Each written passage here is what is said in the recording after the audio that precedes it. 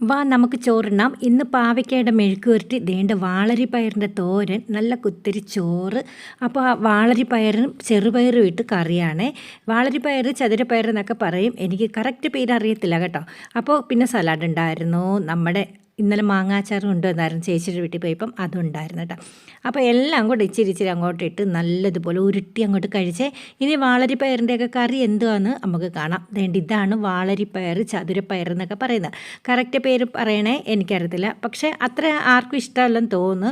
അത്ര ടേസ്റ്റ് ഉണ്ടെന്ന് തോന്നുന്നില്ല. എന്തായാലും തോരനും ഈ ചെറുപയറും തോരനും വെച്ചു ഞാൻ. ചെറുപയറും ഈ വാളരിപ്പയർ ഇച്ചിരി കനത്തിൽ അരിഞ്ഞിട്ട് ഉപ്പൊക്കെ ഇട്ട് നല്ലതുപോലെ ഒന്ന് വേവിച്ചത് കൂട്ടാൻ വെക്കാമെന്ന് വിചാരിച്ച്.